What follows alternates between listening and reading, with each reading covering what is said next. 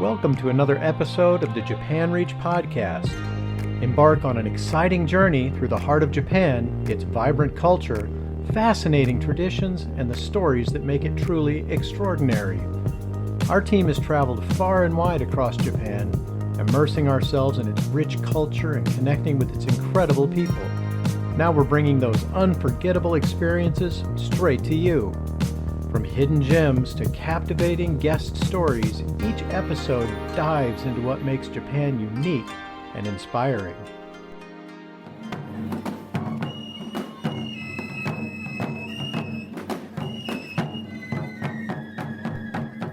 Hey there, and welcome back. So let me take you back to my first trip to Japan. It was the very first night I was there, and despite being completely wrecked from jet lag, my friend Marty dragged me and the Japan Reach team out to a local shrine festival, the Go-Dio Matsuri. I'm glad he did. There were maybe 50 or 60 people, Japanese and foreigners, lifting this huge, beautifully decorated mobile shrine over their heads, shouting, "Huta, huta, huta," over and over. As people got tired, others jumped in, keeping the rhythm alive. I didn't join, but watching it all, feeling that celebratory energy, it was unforgettable. Since then, I've visited a lot of Shinto shrines, some big and ornate, others quiet and tucked away in the woods. But the one that really took my breath away, Fushimi Inari Taisha in Kyoto. You've probably seen pictures of it. It's the one with the endless tunnel of bright red torii gates winding up a mountainside. When you finally reach the top, you're rewarded with a gorgeous view of the city and a peaceful spot to rest. That shrine is dedicated to Inari, the kami or spirit of rice, prosperity, and business success. But not all shrines are that dramatic. I once stumbled across a tiny one in the countryside, just a single red gate in front of a waterfall. No buildings, no people, just the sound of rushing water and that quiet feeling that you're standing somewhere sacred.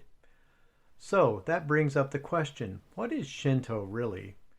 Well, Shinto isn't like most religions we're used to. There's no founder, no sacred book, no Sunday service or list of commandments. It's less about belief and more about practice, more about being and living in harmony with nature, your community, and the spiritual forces that surround us. And those spiritual forces, they're called kami. Shinto is Japan's oldest spiritual tradition, so old it goes back to before history was even written down. Back then, people believed that kami lived in everything, trees, rivers, animals, even the wind. Anything powerful, beautiful, or mysterious probably had a kami in it. The word Shinto means the way of the kami. At first, it wasn't organized. People just honored nature and their ancestors. Shrines popped up in special places where something about the land felt sacred. In the early 700s, Japan's earliest written records, the Kojiki and Nihon Shoki, began to shape things. These books told the myths of Japan's creation and how the imperial family descended from the sun goddess Amaterasu. Around the same time, Buddhism arrived from China and Korea, but instead of pushing Shinto aside, it blended in. You'll often find Buddhist temples and Shinto shrines side by side. People went to both. There was a real sense of spiritual coexistence. That changed in the 1800s during the Meiji Restoration, when the government made Shinto the state religion. They separated it from Buddhism and used it to promote national pride and loyalty to the emperor. This version, State Shinto, lasted until the end of World War II. After that, Japan embraced religious freedom again, and the emperor stepped back from being seen as a god. So, what do Shinto followers actually believe? Well, here's the thing. Shinto doesn't really ask you to believe anything in particular. It's more about how you live and relate to the world around you. Here are a few key ideas. First, kami are everywhere. They aren't all powerful gods. A kami might be a mountain, a river, a fox spirit, or even your great-grandmother's soul. They're more like spiritual personalities. If you show them respect, they'll bless you. If you don't, well, bad luck. Storms, illness, that kind of thing. Second, people are born pure, but life can make us spiritually dirty. That's why cleansing rituals are such a big deal in Shinto. Third, the focus is on this life. There is an afterlife called Yomi, but it's a shadowy, neutral place. There's no heaven or hell. Shinto puts its energy into this world, into harmony, respect, and living well. And when it comes to deeper questions about suffering or what happens after death, Shinto tends to let Buddhism handle those. So let's say you're in Japan and you visit a shrine. What should you expect? The first thing you'll see is a red torii gate. That's the entrance to a sacred space. Some are small enough to walk through easily, others are massive and grand. Nearby, you might see a guardian statue, often lions or foxes. Dress modestly and take off your hat or sunglasses as a sign of respect.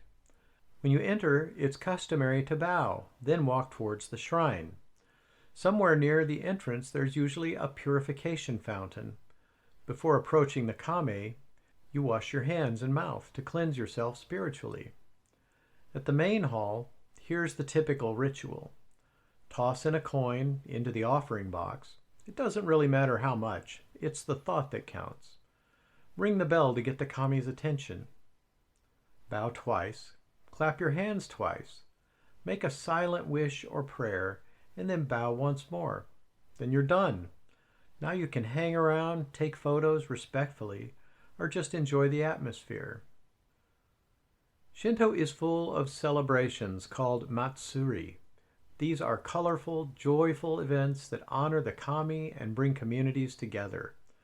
Remember the festival I mentioned at the beginning? That was a matsuri, one of many. There are usually music, dancing, lanterns, traditional clothing, and my personal favorite, food stalls. One major celebration is Shogatsu, or New Year's. Millions visit shrines to pray for luck and health in the coming year. Another favorite is Tanabata, the romantic star festival where people write wishes on paper and hang them on bamboo. There are hundreds of festivals like these, from nationwide events to tiny local traditions. And Shinto isn't just about public shrines. Many Japanese homes have a smaller altar called a kamidana, where families offer rice, water, or light a candle to honor the kami. Life milestones like weddings, baby showers, or coming-of-age ceremonies often include Shinto rituals led by priests. So where does that leave Shinto today? It's very much alive. Even people who don't consider themselves religious might visit a shrine, celebrate matsuri, or follow customs rooted in Shinto, and its reverence for nature and community that continues to shape life in Japan. Thanks so much for listening. In our next episode, we'll dive into Buddhism in Japan and how it coexists with Shinto today. If you enjoyed this podcast, don't forget to follow and feel free to leave a comment if there's a topic you'd like us to cover. Until next time, God bless and Jamata.